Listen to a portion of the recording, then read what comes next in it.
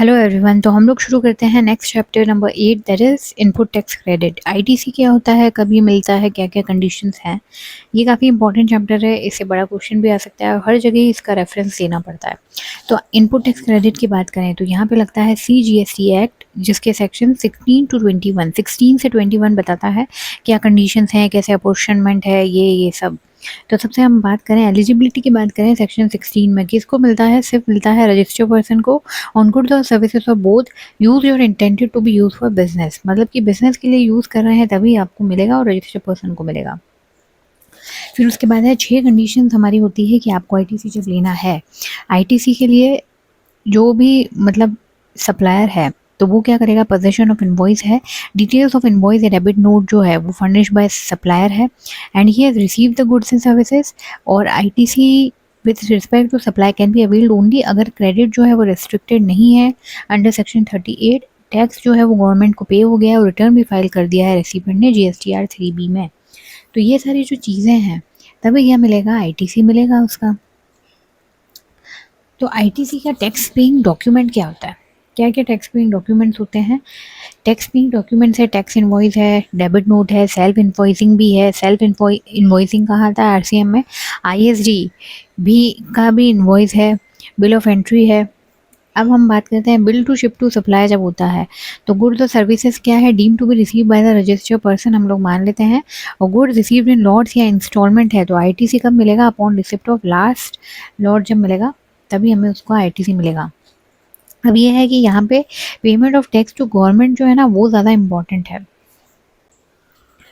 And not payment by the recipient to supplier for initial credit. Supplier वाला नहीं है, government को देना ज़रूरी है, लेकिन अगर है ना पेमेंट जो है वैल्यू प्लस जीएसटी वो हमने 180 डेज ऑफ इन्वॉइसिंग से नहीं किया तो हमारा आईटीसी जो है ना वो पे करेंगे along with interest payable under section 50। तो आईटीसी प्लस इंटरेस्ट जो आएगा अगर आईटीसी को यूटिलाइज कर लिया है तो। और इसका एक्सेप्शन है कि फ्री सप्लाईज है या सप्लाईज अंडर आरसीएम है तो ये चीज़ नहीं करनी पड़ेगी। लेकिन अगर हाँ पे बाद में कर दिया पेमेंट विद इन 180 डेज तो नहीं किया तो ये तो हम लोग को पेनल्टी टाइप एक लगेगा कि आईटीसी भी दे रहे हैं और इंटरेस्ट अंडर सेक्शन 50 दोनों मिला के हम दे रहे हैं। लेकिन अगर हाँ बाद में अगर ये पेमेंट कर दिया वैल्यू प्लस जीएसटी तो री क्रेडिट अलाउ हो जाएगा। और क्योंकि no time limit for taking ITC, कोई टाइम लिमिट नहीं है। अब हम बात करते हैं ITC on the GST portion of the capital goods. तो आईटीसी तो जो जीएसटी हम पे करते हैं उसका ही मिलता है, पेमेंट किया होता है, और ये सारी जो कंडीशंस है इनवॉइस वगैरह इन सब के बेसिस पे मिलता है। तो कैपिटल गुड्स की अगर बात करें, प्लांट एंड मशीनरी वगैरह की बात करें तो अगर डेप्रिसिएशन आपने ले लिया है इनकम टैक्स में तो क्या है कि आईटीसी नहीं मिलेगा, क्योंकि एक ही चीज़ अलाउ होगी, या तो आईटीसी ले लो या फिर इनकम टैक्स में बेनिफिट ले लो। अगर डेप्रिसिएशन नहीं क्लेम किया है तभी आईटीसी अलाउ हो जाएगा, जनरल सी बात है। फिर अब बात करते हैं कि time limit for availing ITC क्या होता है, मैक्सिमम टाइम लिमिट क्या होती है फॉर अवेलिंग आईटीसी। आईटीसी की बात करें तो हम लोग बात करते हैं कि इसकी टाइम लिमिट जो है वो है 30 November of the succeeding financial year और actual date of filing annual return. Actual date जब भी रिटर्न मैंने फाइल किया विच एवर इज अर्लियर जो भी आ गया वहाँ पे आपको इनपुट टैक्स क्रेडिट जो है वो ले लेना है। फिर आ जाता है जो हम बात कर रहे थे 180 डेज वाली बात, reversal of ITC in case of non payment of consideration by receiver of goods and services तो रिसीव कर ली but fails to make the payment within 180 days from the date of invoice. Supplier को payment नहीं दिया तो जो credit receiver ने receive किया है क्रेडिट अवेल जो है वो क्या करेंगे, रिवर्स करेंगे 180 डेज के बाद रिवर्स कर देंगे, प्रोपोर्शनेटली करेंगे जितना अमाउंट नहीं पे करा है सप्लायर को along with interest at 18% on the basis of ITC utilisation. और जब ये कब करेंगे, तब करेंगे बाद furnishing GSTR 3B of the tax period immediately following the 180 days. लेकिन हाँ अगर रिसीवर जो है वो 180 डेज के बाद पेमेंट कर देता है सप्लायर को तो वो क्या करता है, री अवेल कर सकता है आईटीसी, लेकिन नो क्रेडिट ऑफ इंटरेस्ट का कोई क्रेडिट नहीं मिलेगा। और यहाँ पे जो हमारी टाइम लिमिट थी ना कि 30 नवंबर या एक्चुअल डेट, वो भी यहाँ पे री अवेलिंग वापस क्रेडिट जब लेंगे तब हमारी उसके लिए अप्लाई नहीं है टाइम लिमिट। और यहाँ पे एक्सेप्शन ऑफ 180 डेज रूल जो है आरसीएम सप्लाईज का मानना इस पे नहीं लगेगा, ये डीम सप्लाईज अंडर शेड्यूल 1 जो है विदाउट कंसिडरेशन जो होती है वो, और third party payment on account of suppliers list, third party payment कर रही है on account of supplier list made by the recipient. तो ये जो चीज़ें हैं यहाँ पे ये नहीं लगेगा। ये रूल था रूल नंबर 37। अब आता है रूल नंबर 37A, जिसमें कि क्या करते हैं, रिवर्सल ऑफ आईटीसी करते हैं। अगर नॉन पेमेंट ऑफ टैक्स जो है वो सप्लायर ने नहीं पेमेंट किया, गवर्नमेंट को नहीं पेमेंट किया, तो फिर भी वापस भी रिवर्सल करना पड़ता है। तो अगर रिसीवर ने क्या किया, अब यहाँ पे बात हो रही है कि रिसीवर ने आईटीसी तो ले लिया on the basis of GSTR 1 जो कि फर्निश कौन करता है, सप्लायर करता है, बट जो GSTR 1 के बेसिस पे आईटीसी मिल जाता है, बट जो डिटेल्स है, but such details are not furnished by the supplier in GSTR 3B for such tax period. GSTR 3B में ये डिटेल्स नहीं फर्निश करी है till 30th September following the end of the financial year. Then जो भी receiver है उसको reverse करना पड़ता है आईटीसी अवेल ऑन और before 30th November following the end of such financial year. तो 30th November से पहले हम लोग को करना पड़ता है, यानी कि अगर डिटेल जो है वो GSTR 3B में नहीं आई है, 30th September तक नहीं आई है, तो आपको क्या करना पड़ेगा, 30th November तक रिसीवर जो है वो रिवर्स कर देगा, और अगर रिसीवर ने नहीं किया तो अमाउंट पेबल हो जाएगा वही इंटरेस्ट 18% पर एनम से। और अगर सब्सिक्वेंटली सप्लायर जो है वो फर्निश कर देता है रिटर्न GSTR 3B, तो क्या है, रजिस्टर्ड पर्सन जो है वो वापस रीअवेल कर सकता है ये क्रेडिट। फिर है सेक्शन 17 जिसमें कि आता है apportionment of credit and block credits के बारे में। ये जो हमारा क्रेडिट है इनपुट और इनपुट सर्विस में हमने जो यूज़ किया है, अगर वो बिजनेस पर्पज़ के लिए तो आईटीसी अलाउड हो जाएगा, नॉन बिजनेस पर्पज़ के लिए आईटीसी नहीं अलाउ होगा। और सेक्शन 17(2) हमारा कहता है अगर टैक्सेबल सप्लाईज के लिए है, चाहे जीरो रेटेड सप्लाईज भी हों तो आईटीसी अलाउ होगा, लेकिन एग्जाम सप्लाईज के लिए तो आईटीसी अलाउ नहीं करेंगे। फिर है provision special for banking companies और एनबीएफसीज। तो इस पर क्वेश्चन भी आ गया था नए वाले में कि इसमें दो ऑप्शन होते हैं कि या तो प्रोपोर्शनेट आईटीसी अपील करो या फिर एलिजिबल आईटीसी है उसका सिर्फ 50% ही कर सकते हैं, 5050। और इन दोनों में से कुछ भी करो कि आपने प्रोपोर्शनेट लिया चाहे 50% लिया, और बाकी जो बैलेंस है वो क्या करेंगे, रिवर्स कर देंगे GSTR 3B में। और जितना भी रेस्ट्रिक्शन जो है 50% का shall not apply to the tax paid on supply receive from another registration within the same entity, यानी कि 100% आईटीसी अलाउ हो जाएगा इंटर ब्रांच सप्लाईज पे जो है another registration but with in the same entity, same entity की ही बात कर रहे हैं, तो वहाँ पे 100% आईटीसी अलाउ होगा। और ऑप्शन अगर वंस एक्सरसाइज कर लिया तो can not be withdrawn during the remaining part of the year. तो यहाँ पे ये चीज़ हमारी हो जाती है। ब्लॉक्ड क्रेडिट क्या होता है, ब्लॉक्ड क्रेडिट मतलब इस पर आईटीसी नहीं मिलेगा, 17(5) है इसका सेक्शन, ये हम लोग को ध्यान रखना पड़ेगा ताकि ये क्या है हर जगह आएगा तो उसके बारे में ईजी हो जाएगा। ब्लॉक्ड क्रेडिट होता है FOBHCL, F food and beverages, O से आउटडोर कैटरिंग, B से ब्यूटी ट्रीटमेंट, H से हेल्थ सर्विसेज, C से कॉस्मेटिक प्लास्टिक सर्जरी, L से leasing renting hiring of vehicles vessels और एयरक्राफ्ट। बट यहाँ पे एक्सेप्शन है, अगर आईटीसी फिर भी मिल जाएगा अगर ये क्या है स्टैट्यूटरी ऑब्लिगेशन में दिया गया है बाय एम्प्लॉयर और use for same category of outward supply including composite और mix supply. Same category of outward supply भी अगर आप लोग कर रहे हो उसी कैटेगरी का, सेम कैटेगरी का, तो आईटीसी दे दिया जाएगा। फिर है कि ITC is available only provided under statutory obligation by employer. यहाँ पे भी मिल जाएगा कि जैसे कि स्टैट्यूटरी ऑब्लिगेशन अगर आ गई है मतलब कि वो देना ही है तो वहाँ पे आईटीसी मिल जाएगा। Club, health, fitness centre, membership fee है या फिर travel benefit to employ on vacation है, लीव और होम ट्रैवल कंसेशन जो है वहाँ पे मिल जाएगा। मोटर व्हीकल की बात करें, मोटर व्हीकल में बहुत इंपॉर्टेंट है, ये सारे यहाँ से MCQ भी बन जाते हैं कई बार। Motor vehicle use for passenger transport है या गुड्स ट्रांसपोर्ट है, गुड्स वाले का हम लोग आगे बात करते हैं, लेकिन अगर हम लोग पैसेंजर ट्रांसपोर्ट की बात करें तो वहाँ पे है कि अगर सीटिंग कैपेसिटी अप टू 13 है इंक्लूडिंग ड्राइवर, तो अगर वो अप टू 13 है तो आईटीसी नहीं अलाउ होगा। लेकिन हाँ, हमने सोचा चलो फिर भी कर देते हैं, तो एक्सेप्शन क्या हो जाएगा, for the supply of such motor vehicle है या फिर ट्रांसपोर्टेशन ऑफ पैसेंजर कर रहे हैं या फिर ट्रेनिंग फॉर ड्राइविंग कर रहे हैं, तो हम लोग है ना अप टू 13 होगा ना तो भी आईटीसी अलाउ कर देंगे। और अगर मोर देन 13 है इंक्लूडिंग ड्राइवर तो क्या हो जाएगा, अलाउड हो जाएगा, आईटीसी वैसे ही हो जाएगा।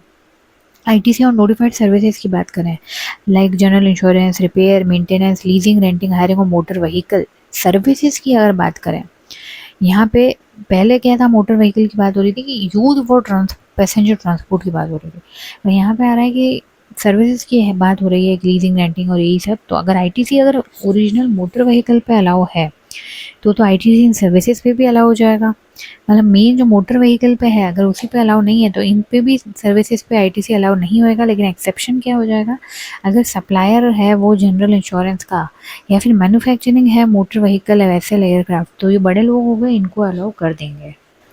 कि आईटीसी इन सिचुएशंस में अवेलेबल है। फर्स्ट सिचुएशन है ITC on buses purchase by the company for transportation of its employees from their residence to office and back, यहाँ अलाउ हो जाएगा, ट्रांसपोर्टेशन में आ जाता है ये। सेकेंड है ITC on car purchase by car dealer for sale to it customer, यानी further supply कर रहे हैं, अलाउड हो जाएगा। ITC on aircraft purchase by manufacturing company but official use for it CEO, यहाँ अलाउ नहीं होएगा। और है फिर ITC on general insurance availed by Mahindra XUV 700, यहाँ पे अलाउ हो जाएगा। वर्क कॉन्ट्रैक्ट सर्विसेज है वो construction of N immovable property, यहाँ पे नहीं मिलेगा, लेकिन हाँ other than plant and machinery तो आईटीसी मिल जाएगा। और यहाँ पे एक और एक्सेप्शन है कि अगर स्टैट्यूटरी ऑब्लिगेशन के लिए प्रोवाइड किया है तो भी यहाँ पे मिल जाएगा। फिर है next goods and services of both received by a taxable person for construction of the immovable property other than the plant and machinery on its own account including when used in the course of furtherance of business, तो उसका हम लोग क्या करेंगे। अगर work contract services जो है या फिर construction on its own account है, अगर बिल्डिंग है के लिए करा हमने, मूल प्रॉपर्टी के लिए हमने किया है, तो चाहे वो गुड्स और सर्विसेज भी जो भी हैं तो उसके लिए हम लोग क्या करेंगे, नॉट अलाउड करेंगे। अगर प्लांट एंड मशीनरी तो अलाउ हो जाएगा, और अगर रिपेयर्स के लिए है ना तो भी अलाउड हो जाएगा। और कंस्ट्रक्शन का मतलब यहाँ पे क्या है, कंस्ट्रक्शन मतलब reconstruction, renovation, addition, alteration, repairs to the extent of capitalisation of the said immovable property. अगर कैपिटलाइजेशन अगर हम लोग कर रहे हैं तो आईटीसी नहीं मिलेगा।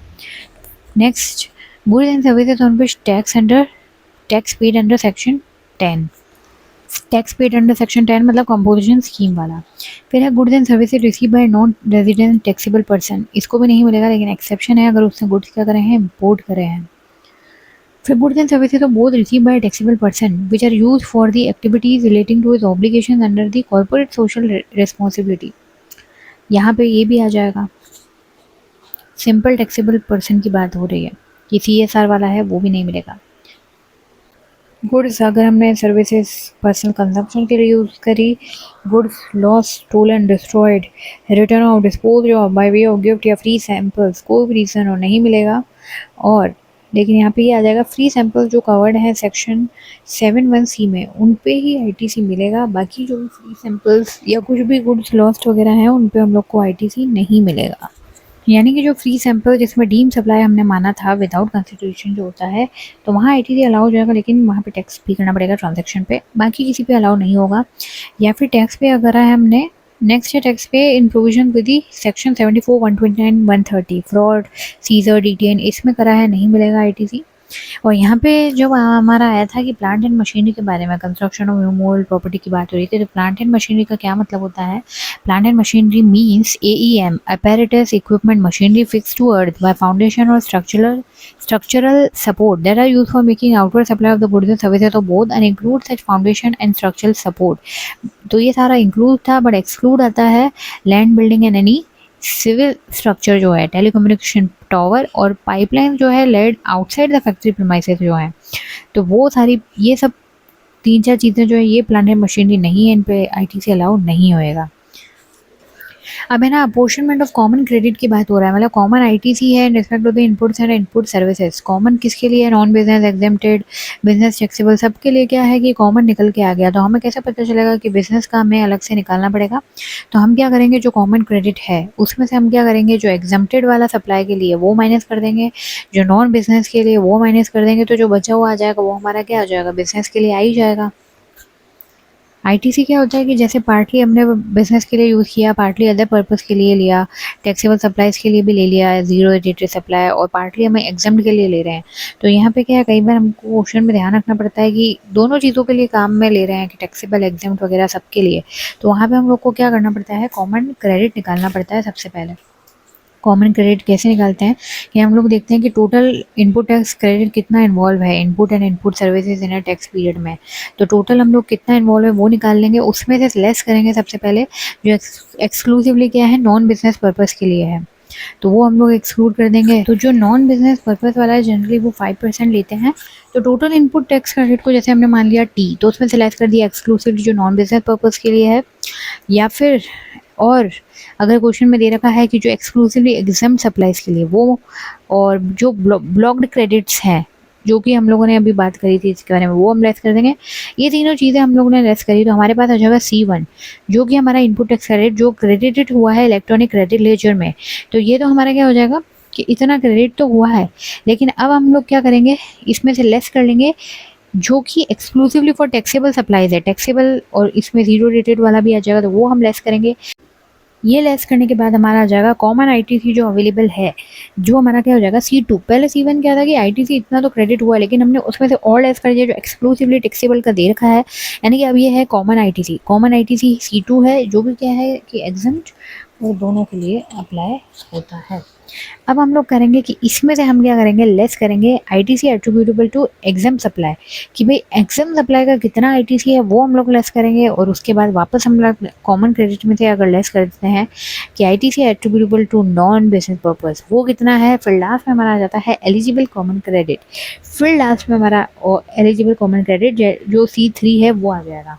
तो अगर हम बात करें कि यहाँ पे जो हमने एग्जाम सप्लाई और नॉन बिजनेस पर्पस को जो हमने लेस किया, तो ये जो चीज़ है ना, ये हम डायरेक्ट क्या है आउटपुट टैक्स लाइबिलिटी में ऐड करते हैं, मतलब कि इसका आईटीसी नहीं मिलता, ये हम लोग को कैश में देनी पड़ती है, कोई क्रेडिट लेजर से हम लोग को इसका नहीं मिलता, इसीलिए हमने क्या करा इसको यहाँ पे लेस किया है।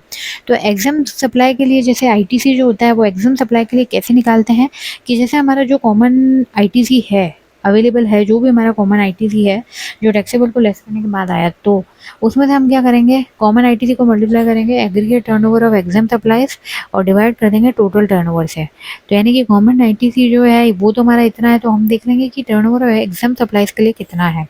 और आईटीसी के चैप्टर में हर चैप्टर में टर्नओवर अलग होता है, तो एग्जाम टर्नओवर आईटीसी के चैप्टर में क्या है, कुछ चीज़ें इंक्लूड करेंगे कुछ एक्सक्लूड करेंगे। तो इंक्लूड क्या क्या करेंगे, एग्जाम टर्नओवर में एग्जाम सप्लाई तो आएगा ही आएगा, जिसमें कि क्या है नॉन टैक्सेबल और नील रेटेड आउटवर्ड सप्लाई आएगा। फिर आएगा इसमें आरसीएम आउटवर्ड सप्लाई आएगा, और sale of land and building है उसकी स्टैम्प ड्यूटी वैल्यू एसडीबी लेंगे, सेल ऑफ सिक्योरिटीज़ का 1% ऑफ सेल कंसिडरेशन लेंगे। फिर है supply of warehouse good before clearance for home consumption, ये सब एग्जाम्प्ट है, इनको इंक्लूड करना है। और एक्सक्लूड क्या करेंगे, दो चीज़ें करेंगे, interest received on loans and advances given, और एक और है सेल ऑफ ड्यूटी स्क्रिप्ट्स, ये हम लोग क्या करेंगे लेस करेंगे।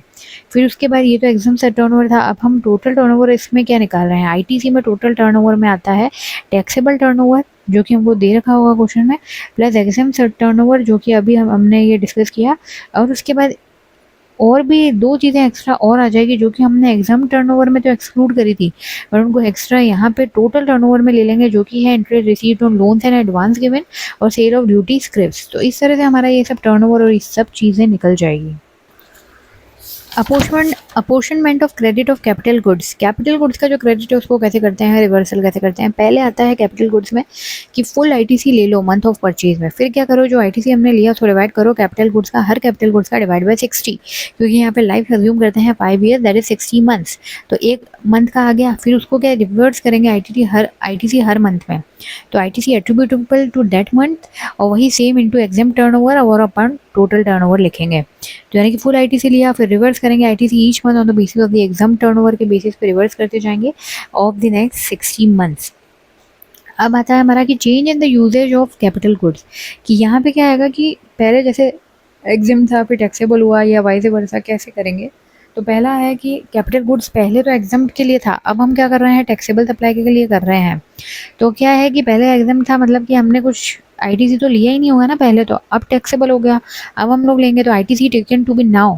तो हम क्या करेंगे कि पहले हमने जो टैक्स, अब इसना यूँ समझो कि पहले हमने कभी भी कुछ आईटीसी लिया नहीं है, अब हमें लेना है, लेकिन जो इतने टाइम जो हमने यूजेज कर लिया है उसको क्या करेंगे हम लोग लेस कर देंगे। तो यूँ समझ लो कि यहाँ पे 5% पर क्वार्टर और पार्ट देयर ऑफ का चलता है इस चीज़ में, कैपिटल गुड्स में, जीएसटी में। तो आईटीसी हमको कितना लेना पड़ेगा, पूरा टैक्स पेड जो हमने परचेज के टाइम किया पूरा नहीं मिलेगा, तो टैक्स पेड में से हम क्या कर देंगे लेस कर देंगे 5% पर क्वार्टर और पार्ट देयर ऑफ। तो ये हो गया एग्जाम से अब टैक्सेबल बना। अब मान लो सेकेंड है कि अगर capital goods earlier use for exempt supply, लेकिन अब क्या है नाउ बोथ टैक्सेबल भी कर रहे हैं और एग्जाम भी कर रहे हैं, दोनों अगर हम लोग चीज़ कर रहे हैं, तो यहाँ पे सेम चीज़ है कि यहाँ पे क्या हो गया, बोथ टैक्सेबल की बात अगर करें बोथ एग्जाम की बात करें, पहले कभी कुछ हुआ ही नहीं था, अब क्या है यहाँ पे दोनों चीज़ें आ रही हैं, तो वही फुल आईटीसी पहले ले लो at the time of purchase, फिर उसके बाद अब है ना दोनों चीज़ें हो रही है टैक्सेबल और एग्जाम्प्ट है, तो एग्जाम्प्ट आता है तो रिवर्स करना पड़ता है, तो रिवर्सल कर दो आईटीसी जो कि एक्सक्लूसिवली फॉर एग्जाम सप्लाई है, यानी कि वो हो जाएगा 5% और ईच क्वार्टर और पार्ट देयर ऑफ। फिर उसके बाद जो है ये रिवर्स हमने कर दिया, उसके बाद जो हमारा मंथली रिवर्सल चलेगा रिमेनिंग लाइफ के लिए, कि जैसे हमने जो आईटीसी था, full ITC eight the time of purchase लिया, तो वही उसको डिवाइड बाय 60 करेंगे, और मंथली रिवर्सल जो करेगा ना वो एग्जेम्प्टेड टर्नओवर के बेस पे होगा। तो जो आईटीसी था, आईटीसी डिवाइड बाय 60 किया, ये आ गया मंथली, और इसको क्या है इनटू एग्जाम टर्नओवर और अपॉन टोटल टर्नओवर कर देंगे। थर्ड है कैपिटल गुड्स, अर्लियर उसको पहले टैक्सेबल था और अब क्या हो गया है, एग्जाम्प्ट हो गया है। तो क्या है कि पहले टैक्सेबल था, मतलब पहले तो आपने ले ही लिया होगा आईटीसी वगैरह, तो अब आपको करना क्या है कि जो भी आईटीसी बचा है तो उसको रिवर्स कर दो, अब ज़रूरत नहीं है, क्योंकि वो एग्जाम्प्ट हो गया ना, अब यूजेज चेंज हो गया, तो आईटीसी वो रिवर्स करेंगे, लेकिन on the basis of the remaining life जो है कैपिटल गुड्स की इन मंथ्स में यहाँ पे होता है, तो वो कर देंगे। फोर्थ है कैपिटल गुड्स, पहले क्या था, टैक्सेबल के लिए था, अब यहाँ पे उल्टा हो गया, पहले टैक्सेबल के लिए था, तो अब क्या कर रहे हैं, टैक्सेबल और एग्जाम बोथ के लिए होता है। तो यहाँ पे पहले जब भी टैक्सेबल के लिए था ना, तो आपको ये मानना है कि पहले ही आपने आईटीसी ले लिया होगा eight the time of purchase. अब जो हमारा आईटीसी है वो क्या हो जाएगा हमारा, जैसे उसको डिनोट करेंगे जैसे टीसी से, तो अब है ना टैक्सेबल और एग्जाम दोनों के लिए हो रहा है, अब हम लोग को रिवर्स करना पड़ेगा, तो मंथली रिवर्सल चलेगा यहाँ पे, तो टीसी को डिवाइड कर देंगे 60 से, और basis of the remaining life जो है उसको हम लोग एग्जाम कर देंगे, जो पहले हो गया वो छोड़ो, अब कितना रिवर्स करना है, तो वही टीसी को डिवाइड किया 60 से, तो पर मंथ आ गया, और इनटू एग्जाम टर्नओवर और डिवाइड बाय टोटल टर्नओवर। तो यूँ समझ लो कि पहले एग्जाम सप्लाई के लिए था, पहले अगर ये पूरा इसका क्रक्स निकाल रहे हैं अपन, पहले एग्जाम सप्लाई के लिए था, तो वो माइनस करेंगे डेप्रिसिएशन के, जैसे माइनस करेंगे कि जैसे हमने tax paid at the time of purchase, तो उसमें से 5% पर क्वार्टर करेंगे। लेकिन अगर पहले टैक्सेबल था, मतलब ले लिया है, तो पहले का तो क्वेश्चन करना, अब करना है, अब एग्जाम के लिए तो क्या करेंगे, रिमेनिंग टाइम के लिए देखा जाएगा। फिर आ जाएगा हमारा कुछ स्पेशल सर्कमस्टेंसेस की बात करते हैं। ये कैपिटल गुड्स की बात नहीं है, जनरल बात है। स्कीम चेंज हो रही है, अगर कंपोजिशन से रेगुलर स्कीम आ रहे हैं, तो कंपोजिशन स्कीम क्या होता था, ओनली फॉर गुड्स होता था, सर्विसेज के लिए तो होता ही नहीं था। तो अब हम लोग क्या बात करेंगे कि आईटीसी जो है, अब रेगुलर स्कीम में आ रहा है, तो बेचारे को आईटीसी चाहिएगा, तो ITC on stock of inputs and capital goods ही लेगा on the day preceding the date to switch over, एक दिन पहले का लेगा, और सिर्फ है ना इनपुट और कैपिटल गुड्स के लिए ही मिलेगा, सर्विसेज के लिए नहीं मिलेगा, क्योंकि कंपोजिशन स्कीम जो होती है ना वो भी गुड्स के लिए होती है, और आपको पता होगा कि वहाँ पे गुड्स के लिए चलती है कंपोजिशन स्कीम, रेस्टोरेंट सर्विस वगैरह का अलग होता है। तो यहाँ पे आईटीसी भी इनपुट तो कैपिटल गुड्स का मिलेगा, और आईटीसी कितना लेना है कि परचेज, मतलब tax paid at the time purchase of capital goods, और उसमें से एग्जाम्पशन करें, यही एडजस्टमेंट करेंगे, क्या करेंगे, वही tax paid at the time of purchase, और यूँ समझ लो कि जैसे एग्जाम से अब टैक्सेबल बन रहा है, तो वही वाली चीज़ हो जाएगी कि tax paid at the time of purchase, लेकिन पूरा आईटीसी नहीं मिलेगा, माइनस 5% पर क्वार्टर और देयर ऑफ। तो कैपिटल गुड्स के लिए हम लोग को ये करना पड़ेगा। अब हम बात करते हैं कि रेगुलर टू कंपोजिशन स्कीम आ गया, मतलब रेगुलर मतलब पहले ही सारे बेनिफिट ले लिए हैं, तो ये जो हम लोग स्विच करते हैं ना regular to composition scheme only at the beginning of the financial year करते हैं, तो यहाँ पे क्या होता है कि अब रेगुलर टू कंपोजिशन जा रहे हैं, तो ये समझ लो कि एग्जाम्प्ट हो रहा है, अब इतना फायदा नहीं चलेगा, तो यानी कि आईटीसी जो है वो रिवर्स कर देंगे, तो इनपुट्स जो है उसमें तो फुल आईटीसी को रिवर्स कर देंगे, और कैपिटल गुड्स में क्या करेंगे, रिवर्स तो आईटीसी करेंगे, तो प्रोपोर्शनली करेंगे basis of the remaining life, जितनी रिमेनिंग लाइफ है उतना करेंगे। फिर है ITC in case of fresh registration, fresh registration अगर हमने लिया है, तो यहाँ पे कैपिटल गुड्स का कुछ फायदा नहीं मिलेगा, no ITC on the input tax paid on the capital goods, but ITC जो है इनपुट्स का मिल जाएगा on the day preceding the effective date of registration, जो होती है उससे एक दिन पहले का मिल जाएगा इनपुट्स पे, बट जो इनपुट्स हैं वो not be older than 1 year on the date of registration, एक साल से ज़्यादा पुराने नहीं होने चाहिए।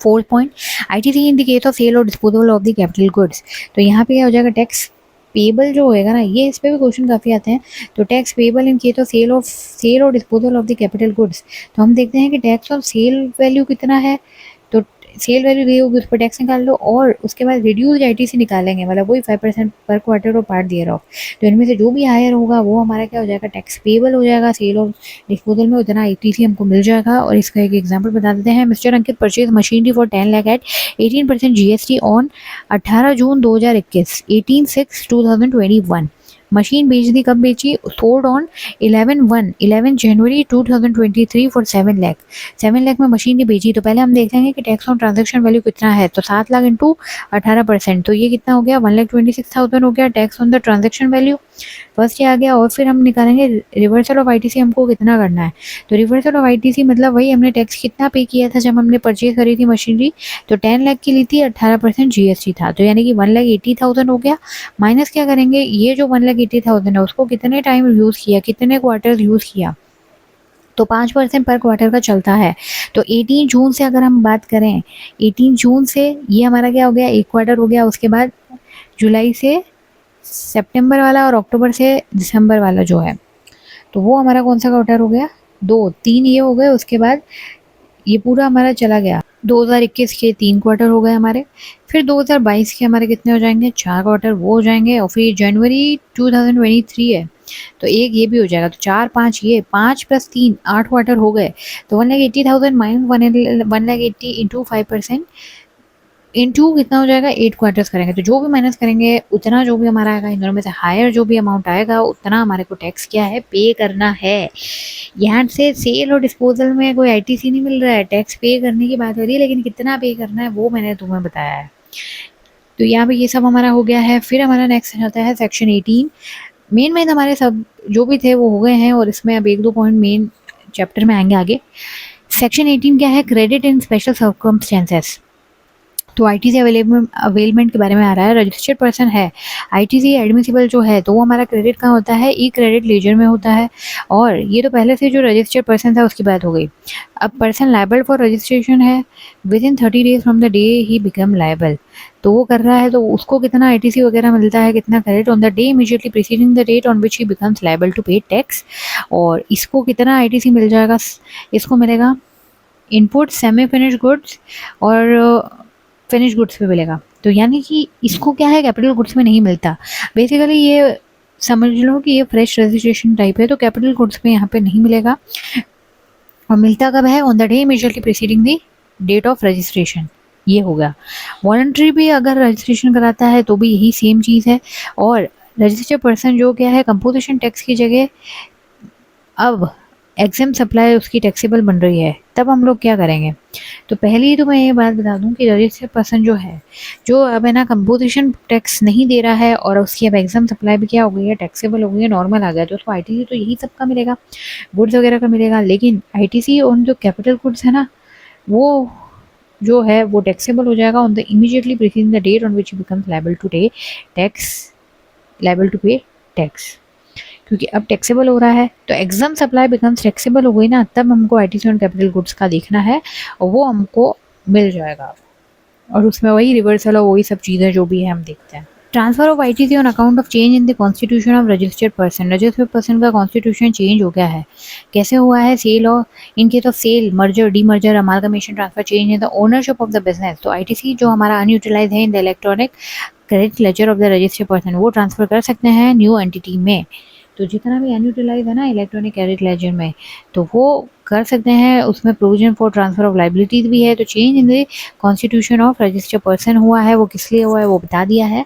तो यानी कि यहाँ पे जो ट्रांसफर और change in the ownership of business आ रहा है, दैट इंक्लूड द ट्रांसफर और change in ownership due to that of the sole proprietor, वह भी इसमें आ जाता है। और इसमें जो चेंज इन द कॉन्स्टिट्यूशन है वो क्या है, sale, merger, demerger, amalgamation, lease, transfer of business, ये भी आ जाएगा। फिर मेन आता है आईएसडी, इनपुट सर्विस डिस्ट्रीब्यूटर की बात हो रही है। आईएसडी जो है वो डिस्ट्रीब्यूट करेगा ITC against an ISD invoice होगा, और मैक्सिमम आईटीसी कितना डिस्ट्रीब्यूट करेंगे उतना ही करेंगे the amount of tax paid, जितना आईटीसी अवेलेबल है उतना ही। और credit attributable to a recipient shall be distributed only to that recipient, उसी को ही कर सकते हैं पे। Credit attributable to more than one recipient है तो उन सारे रेसिपिएंट को on a pro rata basis of the turnover में डिस्ट्रीब्यूट करेंगे। Credit attributable to all recipient shall be distributed on the pro rata basis of the turnover. और pro rater जो distribution है वो प्रीवियस ईयर का turnover लेंगे, और अगर नहीं है तो प्रीवियस क्वार्टर का टर्नओवर ले लेंगे। तो यहाँ पे हम लोगों ने ये कर लिया है। और क्रेडिट ऑफ आईजीएसटी की बात करें तो क्रेडिट को कैसे यूटिलाइज करते हैं, वैसे तो ये आगे भी चीज़ें आएंगी, पर शॉर्ट में हम लोग को ध्यान रखना है कि जो आईजीएसटी है उसको तो हम लोग डिस्ट्रीब्यूट करेंगे, आईजीएसटी का ही क्रेडिट का डिस्ट्रीब्यूट करेंगे यहाँ पे।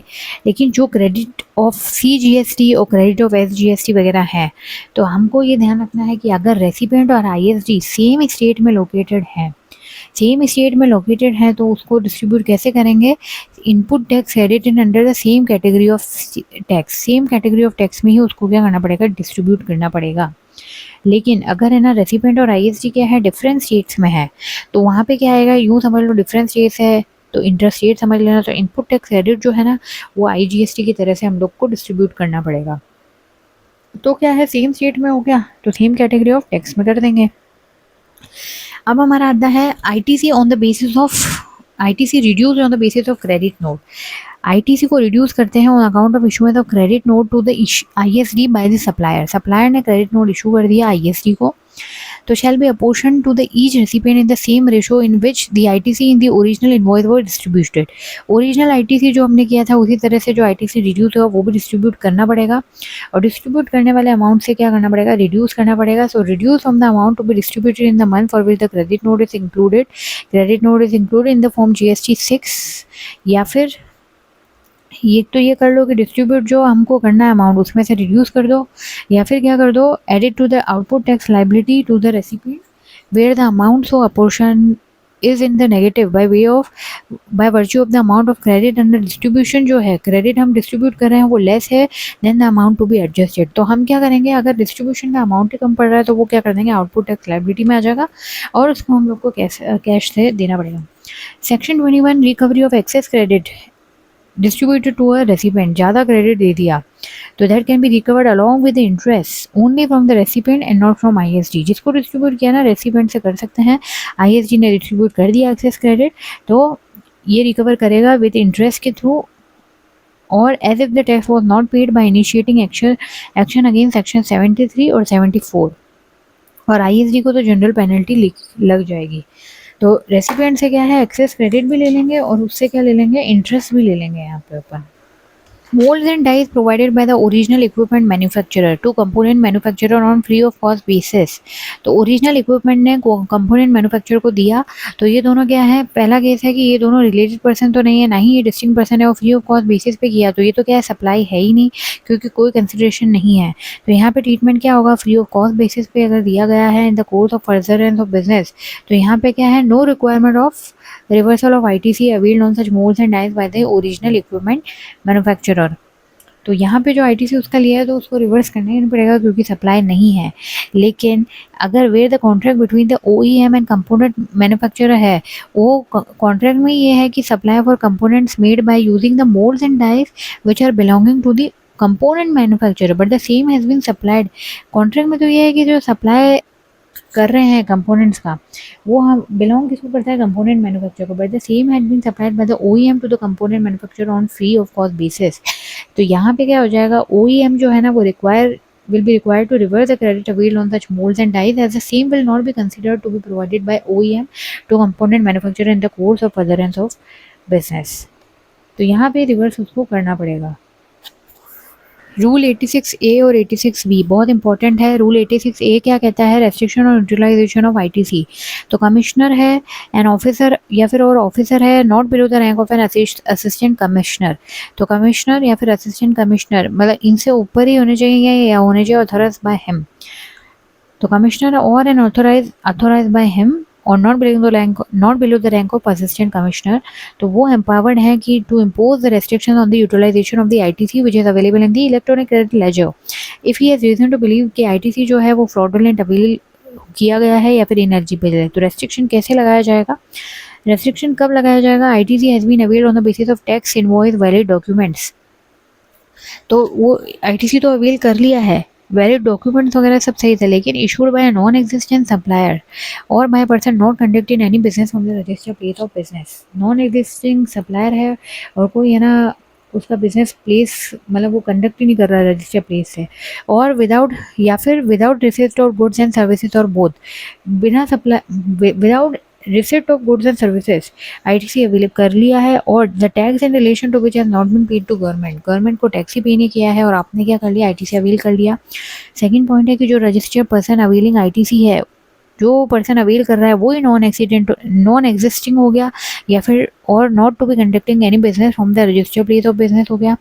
और थर्ड पॉइंट है कि रजिस्टर्ड पर्सन अवेलिंग ITC है वो उसके बाद क्या है, not in possession of the tax invoice या वैलिड डॉक्यूमेंट. और अगर ये सारी जो कंडीशंस हैं फिर भी क्या है, ITC इज अवेल्ड, तो restriction can be imposed by not allowing such ITC to be used for discharging any liability under section 49 और not allowing refund of any unutilised amount. जो भी अनयूटिलाइज है उसका रिफंड भी नहीं मिलेगा. और रेस्ट्रिक्शंस क्या है, for a period up to 1 year from the date of imposing such restrictions, ये हमारा लग सकता है. तो ये जो अगर आईटीसी ऑलरेडी ले लिया ना तो हम लोग लाइबिलिटी डिस्चार्ज करने का नहीं अलाउ करेंगे, ना ही कोई रिफंड मिलेगा। लेकिन हाउएवर द कमिश्नर और जो भी ऑफिसर है वो विड्रॉ भी कर सकते हैं इफ ही सेटिस्फाइंग दैट जो कंडीशंस है वो no longer exist. Rule 86 B जो है वो क्या है, restriction on the use of amount available in the electronic credit ledger. तो यहाँ पे क्या है कि जो आईटीसी अवेलेबल है ना for discharging the output tax liability उस पर रेस्ट्रिक्शन है। तो यानी कि ये उन्हीं रजिस्टर्ड पर्सन पे एप्लीकेबल है having value of taxable supply जो है, यानी कि अदर देन एग्जाम सप्लाई और जीरो रेटेड सप्लाई को भी मत गिनो। तो taxable supply in a month, एक मंथ में 50 लाख से ज़्यादा है तो यहाँ पे ये चीज़ लगता है। तो रेस्ट्रिक्शन क्या है कि can not utilise ITC in excess of the 99% of the output tax liability, यानी कि आईटीसी जो है ना वो 99% तक ही हम कर सकते हैं, यूटिलाइज कर सकते हैं आउटपुट टैक्स लाइबिलिटी के लिए आईटीसी का। और जो balance 1% of the output tax liability है, आउटपुट टैक्स लाइबिलिटी जो टोटल निकल के आती है तो उसका जो 1% है वो हम लोग डिस्चार्ज करेंगे कैश लेजर से, इलेक्ट्रॉनिक कैश लेजर से।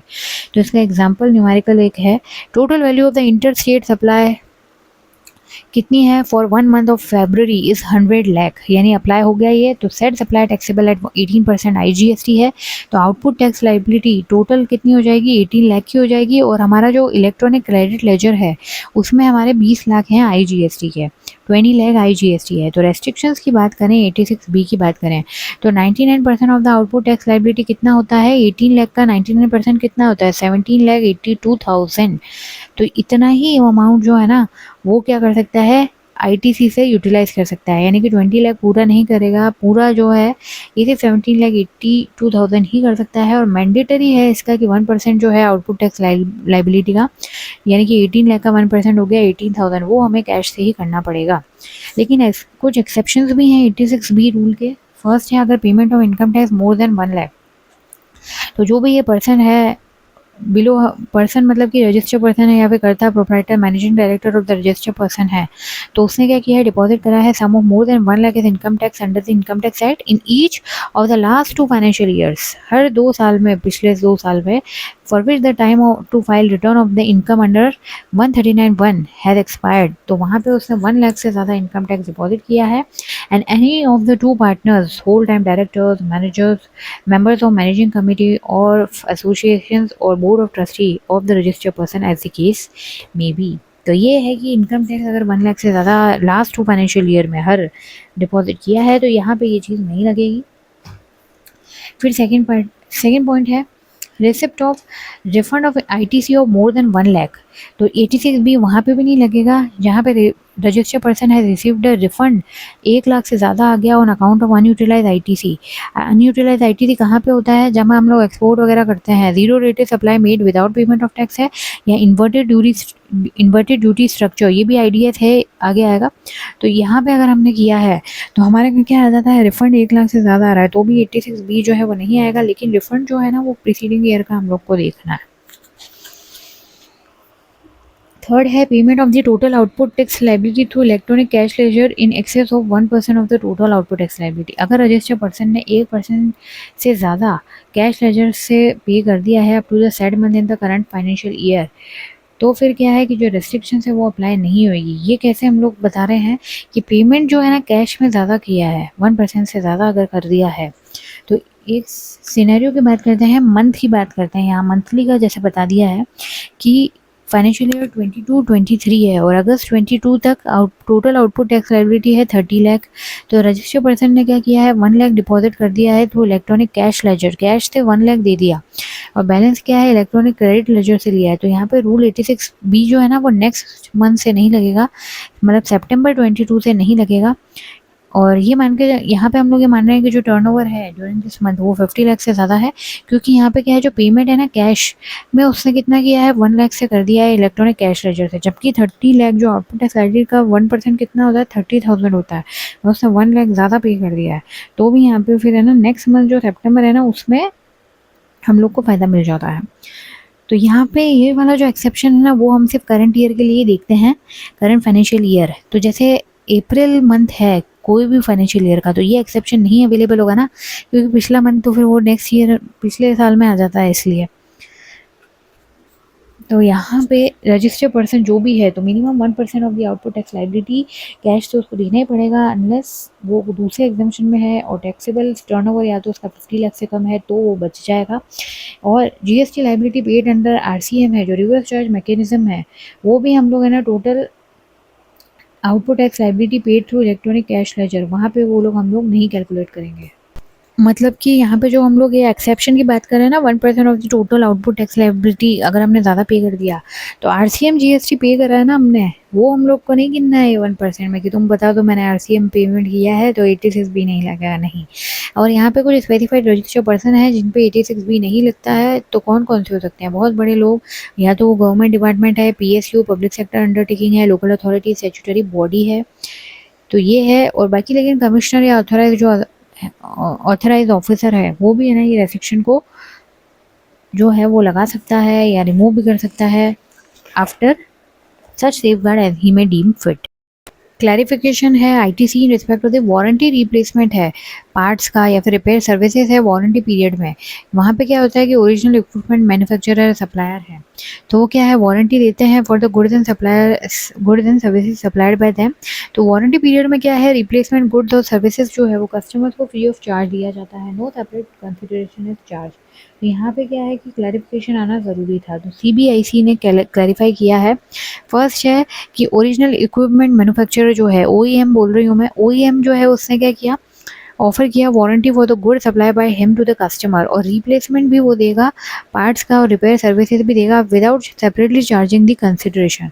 तो whether the GST is payable on such replacement of the parts without any consideration, क्योंकि यहाँ कोई कंसिडरेशन नहीं ले रहे हैं, तो क्या जीएसटी पेबल है? Value of the original supply जो हमने किया provided along with the warranty. तो आंसर इसका ये है कि जो ओरिजिनल सप्लाई ऑफ गुड्स है जो उसमें वारंटी भी इंक्लूड है, that include the likely cost of replacement of part है रिपेयर सर्विसेज, जो कि हम है ना वारंटी पीरियड में देने वाले हैं, और वो इंक्लूड ऑलरेडी हो जाता है, on which the tax would already have been paid at the time of the original supply. Original supply के टाइम में हमने टैक्स पे कर दिया होगा, तो no further GST is chargeable on the replacement of the parts and repair services. However अगर ये point भी लिखना है कि अगर एडिशनल कंसिडरेशन चार्ज करा जाता है कस्टमर से तो जीएसटी भी पेबल है in respect to the additional जो भी कंसिडरेशन है उसके बेसिस पे। सेकंड है, तो क्या ये रिवर्सल ऑफ आईटीसी करना पड़ेगा in the above case by OEM? तो यहाँ पे वही चीज़ आ गई है कि tax on the original supply is already paid, और सप्लाई जो हमने करी है वारंटी पीरियड में वो हमारी एग्जेम्प्ट सप्लाई नहीं है। तो हमारे को क्या है, जब वो एग्जाम सप्लाई होती है तब हम लोग रिवर्स करते हैं, तो जब वो एग्जाम सप्लाई नहीं है और टैक्स भी हमने ऑलरेडी पे कर दिया है तो हम लोग रिवर्स क्यों करेंगे? So not required to reverse the ITC. Third है GST would be whether GST would be payable by a distributor on replacement of the parts repair service provided without any consideration from the customer. तो जो distributor है तो वो pay करेगा क्या as a part of the warranty on behalf of the manufacturer. तो यहाँ पे सेम चीज़ है कि अगर नो सेपरेट कंसिडरेशन रिसीव करी है कस्टमर से तो नो जीएसटी पेबल होएगा। तो जब यही नहीं आ रही है तो बात होता ही नहीं, सारा कंसिडरेशन पे सेम आंसर लिखना है। नेक्स्ट पॉइंट, फोर्थ पॉइंट है distributor provide replacement of the parts on behalf of OEM. तो whether any supply is involve between the distributor and the manufacturer, and whether the distributor would be required to reverse the ITC in respect of the replacement of the parts। तो यहाँ पे क्या है कि दो चीज़ें हो जाएगी, वेयर ओन स्टॉक और परचेज स्टॉक अगर हमने यूज़ किया है and claim is made from OEM towards the set cost, claim OEM से हमने करी है, तो यहाँ पे क्या हो जाएगा, tax invoice is required to be issued और जीएसटी पेबल होएगा by the distributor and no reversal of ITC by the distributor is required. Second है, अगर requisition of goods made to OEM है which is sent free of cost अगर करा है तो यहाँ पे क्या होएगा, it neither involve remittance of tax nor reversal of credit by OEM, यहाँ कुछ नहीं करना। थर्ड है, goods are replace by distributor but out of the stock supplied by OEM, OEM ने जो स्टॉक दिया था उससे ही क्या कर रहा है वो डिस्ट्रीब्यूटर गुड्स रिप्लेस कर रहा है, तो ओईएम क्या करेगा, क्रेडिट नोट इशू करेगा against warranty supplies on the distributor. तो जो क्रेडिट नोट होता है ना उससे क्या है, reduce the tax liability, tax liability कम होती है, तो OEM can reduce this tax liability, but एक कंडीशन होती है कि जो डिस्ट्रीब्यूटर है वो रिवर्स कर दे आईटीसी। नेक्स्ट फिफ्थ पॉइंट आ जाता है कि जो रिपेयर सर्विसेज है प्रोवाइड बाय द डिस्ट्रीब्यूटर कर रहा है प्रोवाइड टू कस्टमर, ये सर्विसेज की बात हो रही है। पहले हमने क्या करा, ये जो हमने बात करी थी वो रिप्लेसमेंट ऑफ पार्ट्स की बात थी, अब हम बात कर रहे हैं कि सर्विसेज की बात कर रहे हैं कि repair services provided by the distributor to the customer. तो consideration in relation to which, तो कंसिडरेशन रिसीव फ्रॉम OEM, तो अब क्या GST पेबल होगा बाय द डिस्ट्रीब्यूटर। तो कंसिडरेशन की बात आ गई, रिसीव कर लिया है हमने OEM से और हम लोग अब सर्विसेज दे रहे हैं, तो यहाँ पे क्या होगा कि भाई सप्लाई ऑफ सर्विस है और GST पेबल है on this service by the distributor to the manufacturer, GST payable है और OEM जो है ना उसको क्या मिल जाएगा, ITC भी मिल जाएगा। 6 पॉइंट है कि GST पेबल है on extending warranty provided to customers, तो एक्सटेंडेड वारंटी है उस पर क्या होता है, तो एक्सटेंडेड वारंटी जो है that is supplier eight the time of original supply, original supply के टाइम पे एक्सटेंडेड वारंटी दे दी, तो कंसिडरेशन क्या हो गया, कंपोजिट सप्लाई का पार्ट हो गया, तो GST is payable accordingly. And अगर एक्सटेंडेड वारंटी सप्लाइड है वो after the time of original supply आया है, बाद में अगर दिया है, तो GST भी हम लोग को बाद में पे करना पड़ेगा depending on the nature of the such supply. तो ये क्लैरिफिकेशन इस चीज़ का था। सेकंड एक और क्लैरिफिकेशन आया regarding the taxability of services provided by an office of an organisation in one state, एक स्टेट में है to the office of the organisation in another state, तो ये क्या हो गया, basically both being distinct person. तो यहाँ पे हम लोग जो एक्टिविटीज़ कर रहे हैं, जो भी सर्विसेज कर रहे हैं, एक हेड ऑफिस है वन स्टेट में, दूसरा ब्रांच ऑफिस है अदर स्टेट में, तो HO जो है, हेड ऑफिस जो है उसने प्रोक्योर करी सम इनपुट सर्विसेज, सिक्योरिटी सर्विसेज ली है सिक्योरिटी एजेंसी थर्ड पार्टी से, और HO भी क्या करता है, सम सर्विसेज देता है on their own to branch offices, internally generated services भी होती हैं। तो यहाँ पे कैसे डील करेंगे, तो इसमें भी कुछ इश्यूज आए हैं, 3 इशू हैं, उनके क्लैरिफिकेशन है। फर्स्ट पॉइंट है common input services procure from a third party से लिया, कुछ कॉमन इनपुट सर्विसेज है तो लिया है HO ने, तो tax payer will have option to follow either IST ले और क्रॉस चार्ज मैकेनिज्म। IST वही इनपुट सर्विस डिस्ट्रीब्यूटर ले या क्रॉस चार्ज मैकेनिज्म, क्या करना पड़ेगा, तो यहाँ पे क्या है कि HO के पास ऑप्शन है टू आइदर डिस्ट्रीब्यूट ITC जो कॉमन इनपुट सर्विसेज लिए बाय फॉलोइंग ISG ले सकता है, या फिर वो क्या कर सकता है, टैक्स इनवॉइस भी इशू कर सकता है to the concern branch office, क्योंकि वो सप्लाई होता ही है, तो टैक्स इनवॉइस इशू कर सकता है in respect of the common input services जो हमने थर्ड पार्टी से ली है। एंड जो ITC है वो ट्रांसफर ओनली तभी ट्रांसफर करेंगे only if the services are actually attributable to such branch in both the above case, actually में ट्रांसफर होनी चाहिए, एक्चुअली में एट्रीब्यूटेबल होनी चाहिए। सेकेंड है, तो ये तो फर्स्ट पॉइंट था हमारा, जैसे कि थर्ड पार्टी से हमने सर्विसेज ली। सेकेंड है कि services procured internally from HO when full ITC is available to the concerned branch office. अब क्या होता है कि supply of services by HO to branch office, तो सप्लाई जो होगी, वैल्यू ऑफ सप्लाई क्या होगी, declared in the invoice by HO, उसको क्या मान लेंगे, डीम्ड ओपन वैल्यू मान लेंगे। तो इसमें क्या है, जो भी रेसिपिएंट ब्रांच है उसको फुल ITC मिल जाएगा यहाँ पे, क्योंकि ओपन वैल्यू जो होती है तो वहाँ पे रेसिपिएंट को फुल ITC मिल जाता है। अगर वो ओपन इनवॉइस वैल्यू जो है वही ओपन वैल्यू हो गई तो रेसिपिएंट को क्या मिलता है, फुल ITC मिल जाता है ना, तो रेसिपिएंट ब्रांच को मिल जाएगा। सेकेंड है in cases where full ITC is available to branch, full ITC branch को मिल रहा है तो value on the invoice by HO to BO जो है उसको ओपन मार्केट वैल्यू मान लेते हैं irrespective of the fact whether the cost of any particular component of such services like employee cost वो include करी है या नहीं करी है in the value of the services in the invoice, and also if the HO has not issued a tax invoice to the branch in respect of this particular services जो internally है being rendered by HO to BO, तो value of services क्या हो जाएगी, declare to be nil हो जाएगी, तो यहाँ पे इसी को क्या हो जाएगी, and that may be deemed as open market value। अगर नहीं टैक्स इनवॉइस इशू करा है तो वो क्या हो जाएगा, डीम टू बी निल मान लेंगे सर्विसेज को। थर्ड है services procure internally from HO और फुल ITC है ना ब्रांच को नहीं अवेलेबल है, फिर हम लोग क्या करेंगे, तो इंटरनली जनरेटेड सर्विसेज जो होती हैं हेड ऑफिस ने दी ब्रांच को, तो cost of salary of employees of the head office है जो इन्वॉल्व है in providing the set services to branch that is not mandatorily required to be included while computing the taxable value of the supply of the service, तो उसको value हम service जब निकालते हैं तो ये कॉस्ट हम लोग नहीं कर सकते हैं even in the cases where the full input tax credit is not available to concern branch, full ITC जब नहीं अवेलेबल है तो कॉस्ट ऑफ सैलरी जो है एम्प्लॉयज़ की वो नहीं हमने इंक्लूड करी है in the taxable value of the services, भले चाहे जब हमारा जो फुल ITC जो है वो नहीं अवेलेबल है। तो ये हमारा क्लैरिफिकेशन है। और यहाँ पे जो है हमारा इनपुट टैक्स क्रेडिट का जो पूरा चैप्टर है वो कवर हो जाता है। वैसे तो इसको न्यूमेरिकल से सॉल्व करेंगे तो ज़्यादा अच्छे से समझ में आएगा, पर एग्ज़ाम ओरिएंटेड मेन पॉइंट सारे हमने डिस्कस कर लिए हैं। So all the best to everyone जिन सभी के एग्जाम्स हैं। और अगर आपको रिवीजन ऑडियोज अच्छे लग रहे हैं तो please like share and subscribe my channel. हो सकता है कि इससे किसी का फ़ायदा हो जाए। नेक्स्ट चैप्टर में मैं मिलती हूँ, चैप्टर नंबर 9 जो कि है रजिस्ट्रेशन ऑफ GST। रजिस्ट्रेशन से स्टार्ट करेंगे।